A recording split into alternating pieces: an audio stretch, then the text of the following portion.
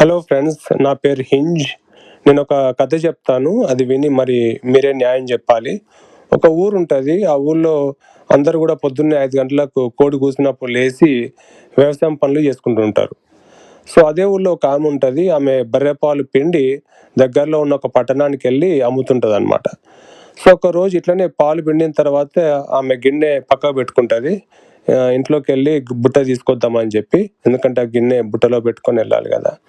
So, అప్పుడే ఒకరోజు ఒక గద్ద పాముని పట్టుకొని పైన ఎగురుతుంటదనమాట. ఆ పాము విషం వచ్చి ఆ పాలల్లో పడతది. ఆహ్, ఆ విషయం ఆమెకు తెలవదు. తెలవకుండా ఆ పాలను బుట్టలో పెట్టుకొని అమ్మొద్దామని చెప్పి బయలుదేరుతది. సిటీకి బయలుదేరుతది. అయితే ఆ పాలు తాగిన ఒకతను చనిపోతాడు. మరి ఈ కథ అంతా విన్నారు గదా! మరి మీరే న్యాయం చెప్పాలి. ఈ చావుకు కారణం ఎవరు?